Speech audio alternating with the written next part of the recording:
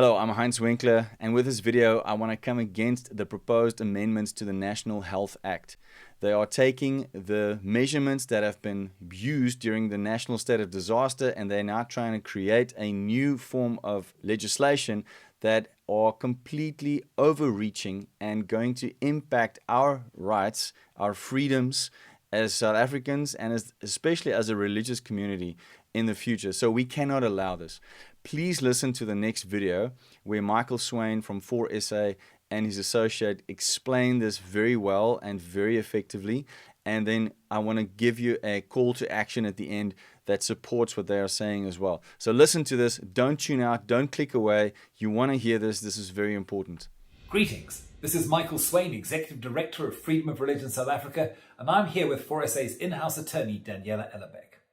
We're speaking to you today because we are facing perhaps the most severe threat to date to our religious freedom and even to the future of our democracy in the form of the National Health Act's draft regulations. Now, these regulations, which will replace those that have been issued under the state of national disaster, are open for comment only until Friday the 15th of April 2022. If we do not object and push back against them, we will be ruled indefinitely by ministerial regulations with virtually no effective oversight by Parliament or the courts. Now, you may well be aware that during lockdown it has been evident that there is a consistent pattern of unfair discrimination against the religious community. From the outset, religious workers and religious organisations were not included in the category of essential workers. Despite numerous letters to the President, the COGTA Minister, and a legal action in the High Court, this is still the situation. Religious gatherings were branded as super spreader events without any scientific proof or evidence. Religious gatherings have also been and continue to be subjected to more burdensome sanitation, record-keeping, health and hygiene protocols than any other sector of society. And religious gatherings were shut down while casinos, fitness clubs, etc. continue to operate. And at the same time, helicopters, rubber bullets and batons were used to break up prayer meetings while party political rallies and other events continued without any sign of police interference. Today, with the appearance of the Omicron variant of COVID-19, government can no longer argue that they require all these draconian executive powers to save lives. According to Professor Shabir Mahdi, Professor of Vaccinology at the University of Witwatersrand, we now have 80 to 85% of the population who have developed protection against severe disease and death. Globally, countries are rolling back their COVID-19 regulations, no longer limiting numbers at gatherings or requiring mask wearing because they recognise that these measures are no longer needed and the collateral damage for continuing them is just too high. Again, and in the words of Professor Mahdi, we see no reason for the continued use of this legislation nor for the National Coronavirus Command Council. It is therefore extraordinary the government is now seeking to expand its rule. It proposes exiting the state of national disaster, but intends keeping and even expanding its powers in terms of regulations made under the National Health Act and on the pretext of continuing to manage the COVID-19 pandemic. Now, looking at these draft health regulations, which are open for comment only until Friday the 15th of April, we need to understand that they require no parliamentary oversight, nor does the Minister need to give reasons for any decisions or future regulations that are made. This effectively grants government the same extraordinary executive powers they've had under the state of disaster indefinitely. Unless we all speak up and make our opposition heard, this will shortly become the new normal. Now, here are some of the lowlights. The Minister of Health has the sole discretion to list any disease as a notifiable medical condition, or NMC, without any consultation with the public and or Parliament and or any requirement to give a reason for such a listing. In drastically limiting our constitutional rights, the draft regulations simply consider the risk of transmission, not the actual severity of the disease. Something as inconsequential as the common cold could theoretically, therefore, be listed as an NMC. The draft regulations also impose the same degree of limitation of human rights irrespective of the severity of the disease, and can do so indefinitely as long as something is listed as an MNC.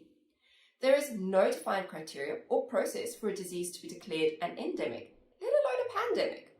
The regulations impose mandatory medical examination, hospitalization, quarantine, isolation, and treatment for merely having been exposed to someone with an NMC or for being simply suspected of having contracted an NMC. Treatment is undefined and could include mandatory vaccination or compulsory quarantine in a state facility. You must show proof of vaccination if you wish to attend any gathering over 1,000 people indoors or 2,000 outdoors. Now, this is a gross and unjustifiable violation of the right to religious freedom guaranteed by sections 15 and 31 of the Constitution.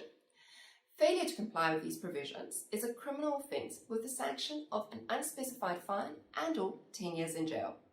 So it is absolutely vital that you act now to make your voice heard and to push back against these draconian regulations which will centralise and confirm power in the hands of an unaccountable political elite. Again, the deadline for comments is Friday, the 15th of April 2022. To help you take action, 4SA has teamed up again with Dear SA to make it quick and easy for you to send an individual submission to the Department of Health. The main reasons to object are on the landing page, and the form can be completed with a few easy clicks. Act now and click the button in the description below this video to send your submission. Then share this video with your friends, family and contacts to make them aware of this danger and so that they too can be equipped to make their voice heard. Thank you for taking your stand for faith and freedom. Thank you so much for listening to that. All right, now is the time to take action.